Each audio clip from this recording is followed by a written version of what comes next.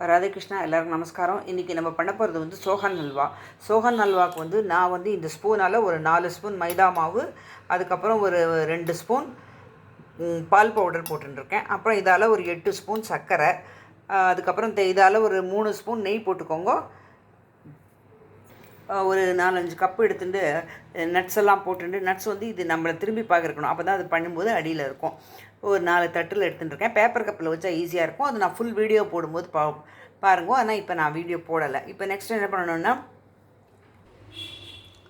நெய்யை விட்டுட்டு சர்க்கரையை போட்டுட்டு அதை நல்லா கேரமலைஸ் ஆன உடனே நல்லா இந்த வரும். கொஞ்சம் டார்க்காக வேணுன்னா இன்னும் கொஞ்சம் டார்க் கலரில் எடுத்துக்கோ, இல்லை லைட்டாக வேணுன்னா அந்த லைட் கலர் எடுத்துட்டு அதுக்கப்புறம் அந்த பொடி எல்லாத்தையும் அடுப்பு அணைச்சிருக்கோ. அடுப்பு அணைச்சிட்டு இந்த பொடி எல்லாத்தையும் போட்டு கலரணும். இந்த பிளேட்டில் போட்டுட்டு சூடு ஆறிடணும். இதை விட்டுருங்க. இது டக்குன்னு இருக்கிறதே பண்ணிடணும், இல்லைன்னா ஷேப் மாறிடும். நான் ஃபுல் வீடியோ கரெக்டாக போடுறேன், அதை பாருங்கள். இன்னும் கொஞ்சம் சக்கரை தேவைப்படும்னு நினைக்கிறேன்.